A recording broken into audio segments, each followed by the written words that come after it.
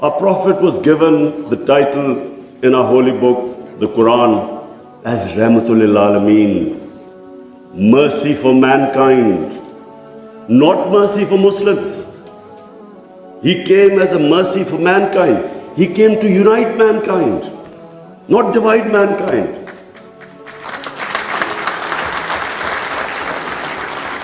Allah for Muslims is Rabbul Alameen, not Rabbul Muslimeen.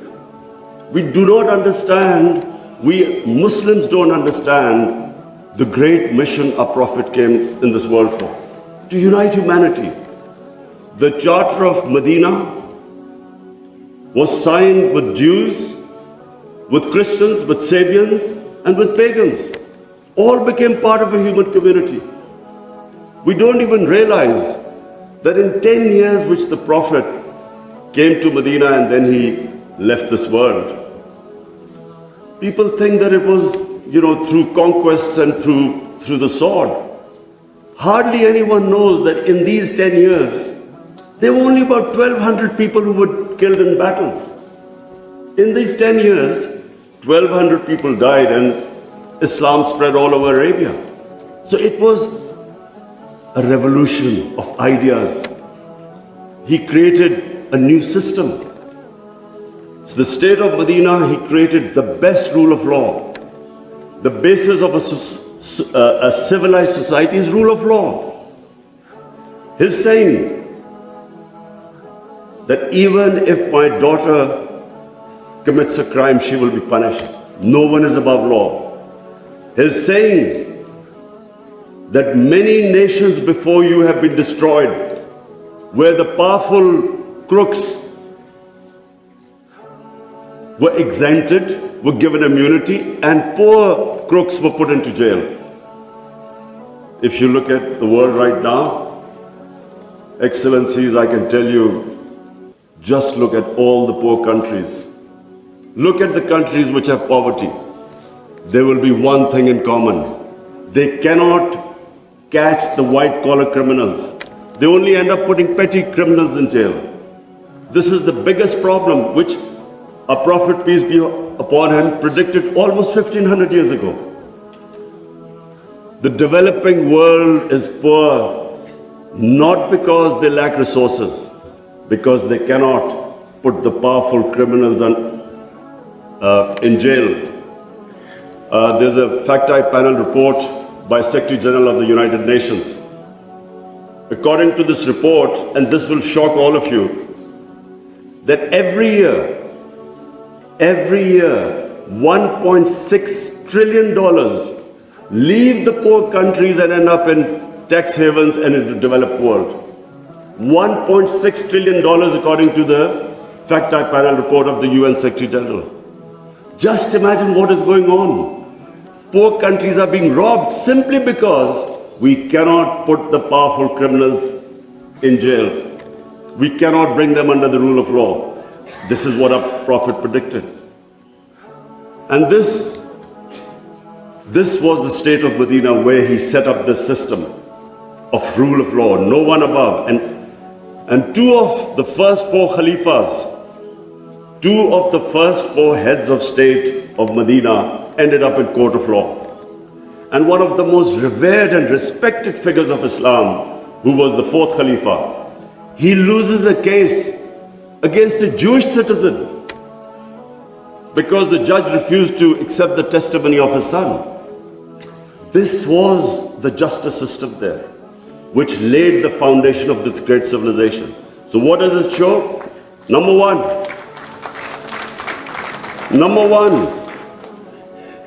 that minorities were equal citizens.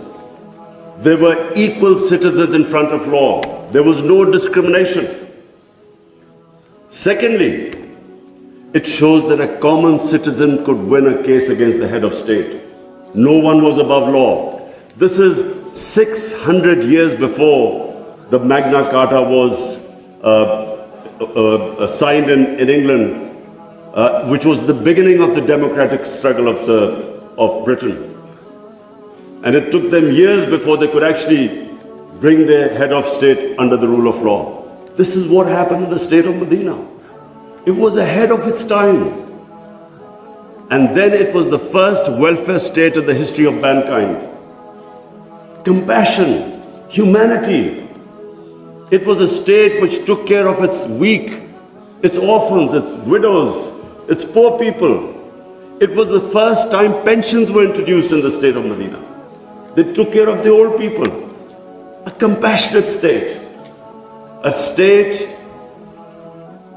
where they wanted to please the Almighty. How do you please the Almighty Allah? By looking after His human beings, especially the weak. This is what happened in the state of Medina. And today, I feel sad whenever I go to Scandinavia. I see what a welfare state should be all over the Muslim world. Look at humanity there. Look at the way they look after the weak. In fact, sometimes I'm sad because they look after the animals better than some of us look after our human beings.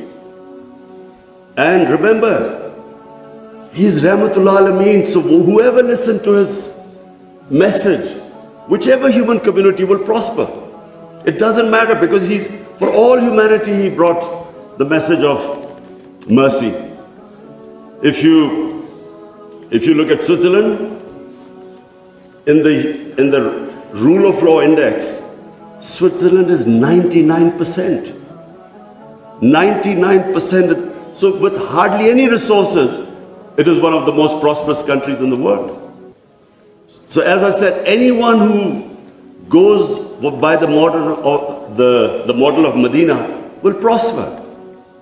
And then, quest for knowledge. Foreign Minister Wang Yi, you'll be surprised, one of our prophets saying, he said, even if you have to go to China to learn and quest for knowledge, you must go there. Now first China at that time was center of knowledge, but it meant even risking your life. Going from, at that time, Arabia to China meant you might not come back. So that was the quest of knowledge. You have to seek knowledge from cradle to grave. He sparked off this great knowledge revolution. For hundreds of years, the top scientists were Muslims because they thought quest for knowledge was a sacred duty. Look at the situation in the Muslim world today. How much do we have a quest for knowledge? And then we get so much, wherever you go, Muslims that we imprison our women have no rights. And sometimes, it almost seemed that the US invaded Afghanistan to liberate their women.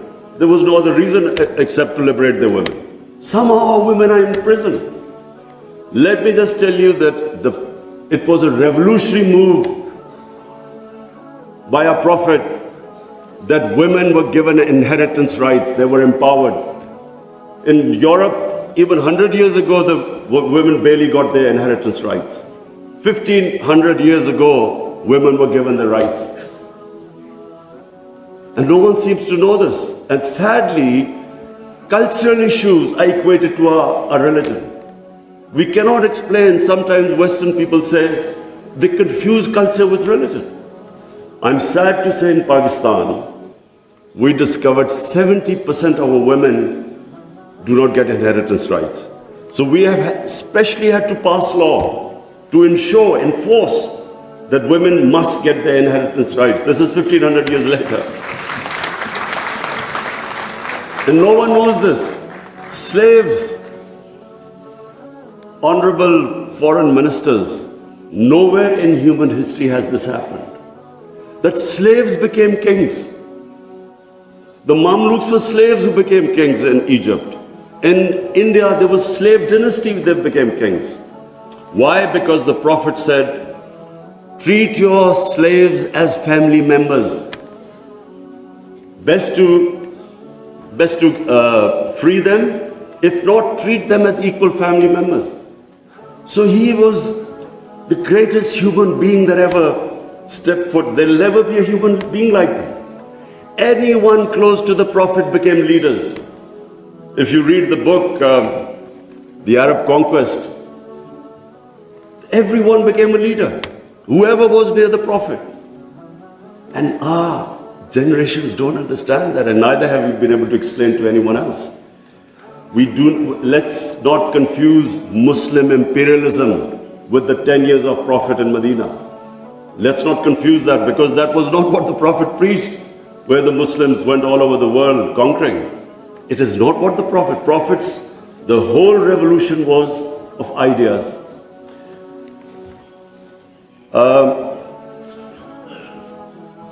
Honorable Foreign Ministers, one of the ideas of OIC is to protect Islamic values. So now I will say something which is completely different. I believe that Islamic values never have been so much under threat as they are right now. And I bring this to this August assembly because when I became the Prime Minister, I asked the police chief, asked him what the crime chart. I was amazed to note that sex crime, child abuse and rape is the fastest growing crime in this country. So we did further investigation. We discovered that the mobile phone, the sort of pornographic material available on the mobile phone to children, this has never happened in human history. So the material available is causing havoc in our society without us knowing. Parents don't know what's happening when the child goes into his room or something. They don't know what he's watching on his mobile phone. It is very important that this August forum, we should plan how to combat this, because it is already having a huge impact. We have a rise in divorces. We all know that the more vulgarity, the more a society gets permissive, it has a direct impact on the family system. One of the most important things about Islam is that our religion protects the family system. We have values like we respect parents, we have respect for our teachers, but the culture that is coming through social media, we really need to think carefully, how are we going to protect our generations? I have formed in Pakistan a Rahmatul Alameen authority of scholars. The whole purpose is, how are we going to give an alternate point of view to our children? Cartoons, how do we, because children get influenced from that age onwards, how do we strengthen our children against this unpredictable social media revolution? How do we know where it is going? So I think that I thought at this meeting I should mention, because we need to start thinking about alternate media, how we can combat. You can't stop social media, but we can give our children, fortify them, strengthen them ethically and morally. Now I come to two important political issues. One is Palestine and the other is Kashmir. Honorable Foreign Ministers, we have failed both the Palestinians and the people of Kashmir. I'm sad to say that we have been able to make no impact at all. They don't take us seriously. We are a divided house, and those powers know it. We are 1.5 billion people, and yet our voice to stop this blatant injustice is insignificant. We are not talking about conquering some country. We're simply talking about the human rights of the people of Kashmir and Palestine, the international law which is on their side, United Nations Security Council resolutions that back their right. In Kashmir, the international community promised them the right to decide their own destiny through a plebiscite. That right was never given to them. In fact, the special status of Kashmir was taken away illegally by India on 5th August 2019. Nothing happened. Because they feel no pressure. They feel we can make a resolution and then, back to our usual business. I'm not talking about altering our foreign policies. All of us countries have our different foreign policies. But on core issues, I am asking the OIC that unless we have a united front, we will keep these abuses will happen. Like in Palestine, it's daylight robbery going on in Palestine. The only hope I have is now because of social media, first time in Western countries, there's awareness of what's going on to the poor Palestinians. That is so far much more than the OIC. It's the mobile phone and the spread of information of the injustices being done to the Palestinians. That is the best, at the moment, the best way to protect them, not us. In Kashmir, it's a war crime, according to the 4th Geneva Convention, to change the demography of an occupied land. India is changing the demography of Kashmir by making the Muslims from a majority to a minority, by bringing in settlers from outside. This is a war crime. Yet no one is pushed about it. Neither India is pushed nor Israel, because they think we are ineffective. So, Honorable Foreign Ministers, let me just say that the way the world is headed, I'm afraid it's headed the wrong way. There's a Cold War almost started. There is a chance of world being divided into blocks. We 1.5 billion people, unless we're united, unless we take a united stand, we'll be nowhere.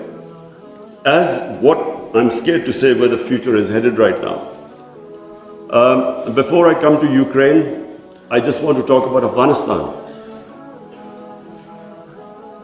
It is extremely important that we stabilize Afghanistan. After 40 years, and no nation has suffered as the people of Afghanistan. 40 years of conflict. Finally, there is no conflict going on. The only danger now to Afghanistan is that through the sanctions and non-recognition, they might end up having a humanitarian crisis. Already the people are falling below the poverty line. Already there's a brain drain going on. So it's extremely important that we help the people of Afghanistan. And I say this because a stable Afghanistan is the only way, I repeat, it's the only way we are going to be able to stop international terrorism from Afghan soil. No other country is going to be able to do it. Let's not be delusional that some other country will come in and sort of through drones or something fight terrorism. It's not going to happen. The only hope is a stable Afghanistan government that can take care of international terrorism. I want to add a word of caution. Anyone who knows the Afghan character should be cautioned that please do not push the people of Afghanistan to do things where they feel that their sovereignty is being threatened. There are very proud, independent-minded people. They have always fought for their sovereignty for hundreds of years. They do not like the idea that someone is dictating to them. So I would caution that let's help them, let's encourage them, let's get them involved in the international community. And I believe that the people of Afghanistan are strong enough to evolve and go in the right direction. But please let's remember that the Afghan character does not like outside interference. And finally, I come to Ukraine. I'm, like I think everyone here and the rest of the world, we're all worried about what's going on there. May I suggest that the OIC, during its discussions, the foreign ministers, we should think about how we, represent 1.5 billion people, how we can mediate, how we can bring about a ceasefire, how we can try and put an end to the conflict.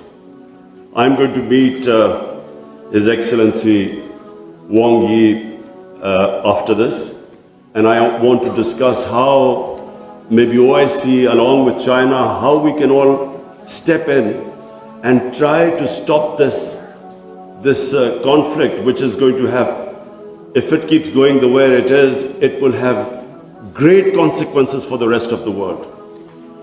I have already, as the head of the government here, I can tell you that we're already suffering. Oil prices have gone up, gas prices have shot up, wheat prices have gone up because of this war. And if this keeps continuing, this is only going to get worse. So therefore, we should, all the countries which are non-partisan, we are in a special position to be able to influence this conflict. So as I said, I would want the Foreign Minister, Shah Mahmood Qureshi, please discuss with the other foreign ministers, and I will discuss with His Excellency, the Chinese Foreign Minister, how we can all as a bloc, OIC and China, how we can influence the events in Ukraine and stop this and have some ceasefire and resolve this conflict. Lastly, Honorable Foreign Ministers, let me again say what a pleasure it was to welcome you to my beautiful country. I want to end by saying, again I repeat, that the world is moving in a direction which is sadly worrisome for all of us. In bloc politics, in Cold War, and this 1.5 billion people we keep underestimating the strength we have. Somehow we lack self-belief. As a sportsman, I can tell you that a team that has self-belief will defeat a team that is far more talented but doesn't have self-belief. We don't have self-belief. We somehow look to others to help us and get justice.